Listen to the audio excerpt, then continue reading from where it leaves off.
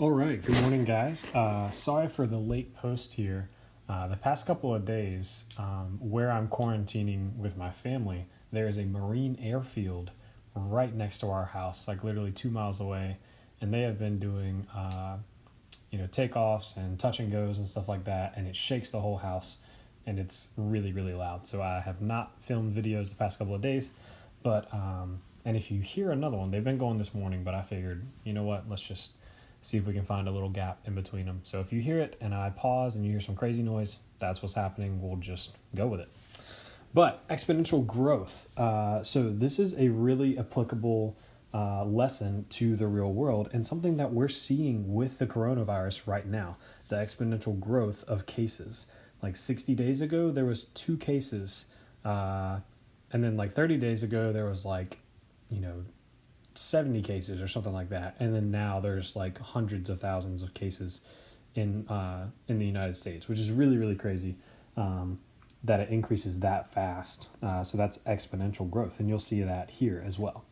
So exponential growth occurs when a quantity increases by the same rate over time. So we have this formula here, and the things that we're going to plug in for are A, R, and T.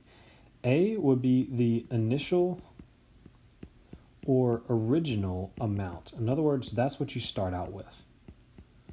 That's your starting point. R is the rate, and that rate will sometimes be given to you as a percentage, most of the time be given to you as a percentage, but we are putting it in our problem as a decimal. So if I gave you 4%, what we do with that is we take our decimal point and we move it left 2 places. And if you need to put a 0 there, you can. So that will be 0.04 is the decimal that we will use. And then T will be time. Most likely in years, but we'll just kind of go with what they give us. So the original value of an investment is $1,400. So that is our A, the original value. And it increases by 9% each year. So if that's 9%, 9.0%, we're going to take that decimal point and move it left 2. So we're putting 0.09 in for our rate.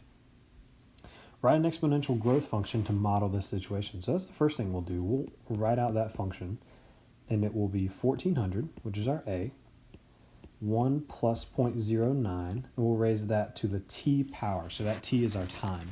So what we could do is just call it 1,400, 1.09 T, and that's our function. Then it says find the value of the investment after 25 years. So we'll do 1,400, 1.09, and we will raise that to the 25th power. So that T right there is our time in years, and we'll raise that to the 25th power. So you can type that into any calculator you have. You can probably type it into Google, but also reference the calculators that I've given you in the helpful info tab on our Google Classroom. But that will be $12,072, and I actually have 31292 as my decimal. Now, if we're talking money here, you're not going to give me that, right? We're going to round that to 2 decimal places, which our third place is a 2, so we round that down, so it's just 31 cents. We don't care about that 292 at the end. All right, so we're just going to keep going through this, and I'm just going to pick a couple of them. We don't need all of them here. The number of student athletes at a local high school is 300. That is A. That's your initial amount. And increasing at a rate of 8%, so that will be 0.08. Write an exponential growth function to model the situation, so that will be 300, 1 plus 0.08 raised to the T power. So again, we can go ahead and combine that 1.08 and then find the number of student athletes after 5 years. So we're going to plug in 5 for T, 1.08 raised to the 5th power. We'll type that in, and that will give us 440.798423. That's what my calculator says. However, you really have to think about the problem. So earlier we were talking about money, the value of an investment. So we just rounded to 2 decimal places. Here, we're talking about the number of student athletes. I don't know about you, but I've never met 0.798423 of a person, right? So what we do with people or animals or anything that has to be a whole number is you always round it up, right? So in this case, we have a 7 here. So of course we would round it to 441, and that will be our final answer, 441 athletes. But I want you to know that even if I had 440.01, that is still bigger than 440 right there. So we have to round that up because they're people. So it's a little counterintuitive to what you know, like 4 or lower, round it down, 5 or greater, raise it or round it up. But when it comes to anything that has to be a whole number, you need to round it all the way up to the next whole number. We would do the same thing here for small town population and number of subscribers. You can't have like a percentage of subscribers. So I'll do this one with you as well. In 1985, so this is our starting year, there were 285 cell phone subscribers in Mayville. The number of subscribers increased by 75% per year. So that's 75. We're going to take that decimal place and move it left 2. So it's going to be 0.75 per year after 1985. So how many subscribers were in 2008? First off, we'll set off our equation, 285, 1 plus our rate. Ooh, that's 0.75, 75%, so that's a lot. Obviously, cell phones have exploded, and now everybody has one. So this makes sense that it's going at a really fast rate. And then for our time in years, we need to know how many years passed between 1985 and 2008. So 1985 to get to 2000 would be 15. And then 8 more would be 23. So we're looking at plugging in 23 in for T. So in other words, this is going to be a lot, right? If it's increasing by 75% every year for 23 years, this is a lot of people, which makes sense because now everybody has a cell phone. So this is the number I'm getting. 110,845,988, which makes sense, right? There's a lot of people, but those are cell phone subscribers. These are people. So this little 0.3 right here means that we need to round that up, and we need to make this a 9 at the end. Let me see if I can. Nope, hang on. Let me make this guy a little smaller. We're going to take off that 8 and put a 9 subscribers, because that cannot be a decimal. Got to be a whole number. So we can do the same thing when a quantity decreases, and this is called decay. Okay, so when a quantity decreases over the same time, and A is the same thing, it's the initial amount, that original amount. Rate is still the same thing. We're still going to use it as a decimal. And T is still time, most likely in years. Okay, so the population of this town is decreasing at a rate of 1% per year. So the big difference here is with exponential growth, we had a plus. With exponential decay, we have a minus. That is the only difference in these two problems. Really, really easy to remember. So in 2000, there were 1,300 people. That's our initial amount.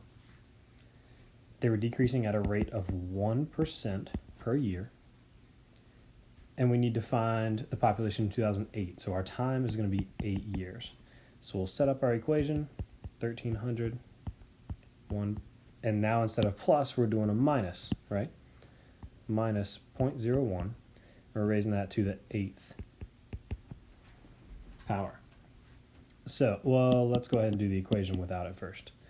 1.01 to the t power. So that will be 1,300, and that will be 0.99 to the t power. So if you notice, now this number that we are raising to the power is less than 1, whereas everything else we had before was greater than 1, right? So that's immediately how you can tell me the difference between exponential growth and decay, is if you see this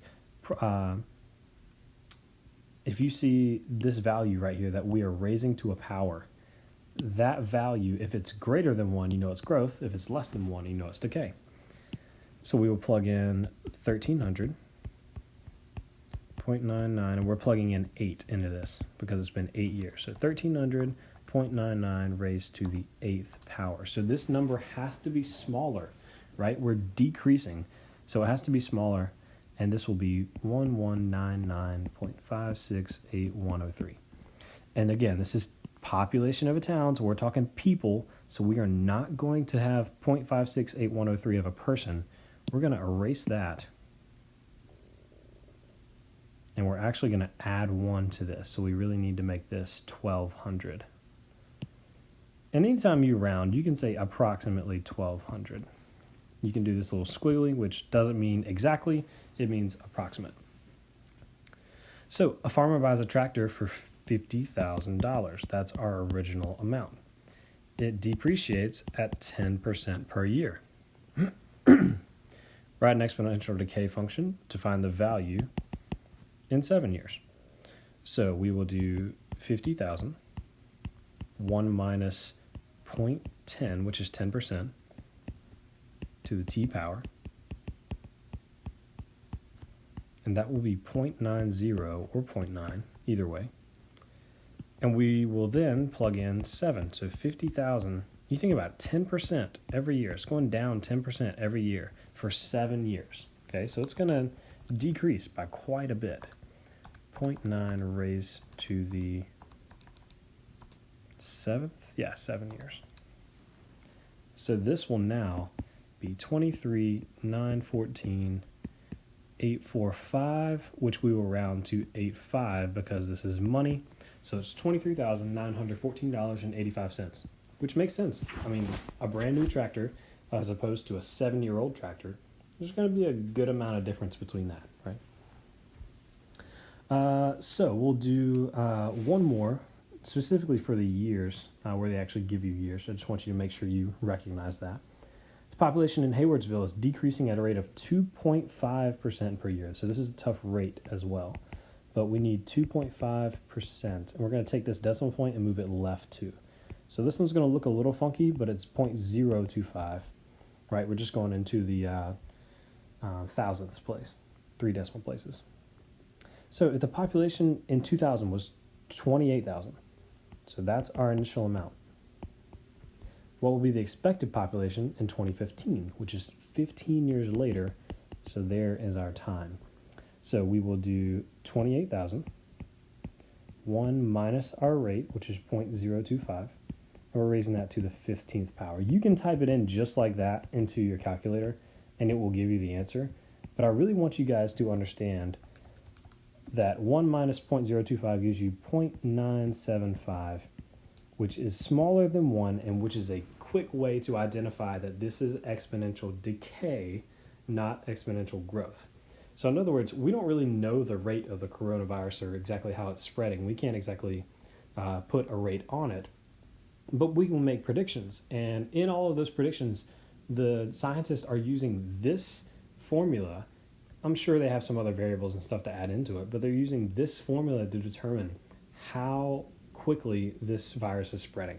So it's really, really cool that, obviously it's a horrible thing, and there's so much tragedy and sorrow going on around the world. We really need to be empathetic of that.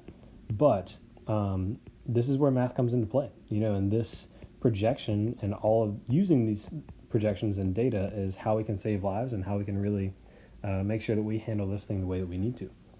So our answer is 19,152. And again, this is population, so we're talking people.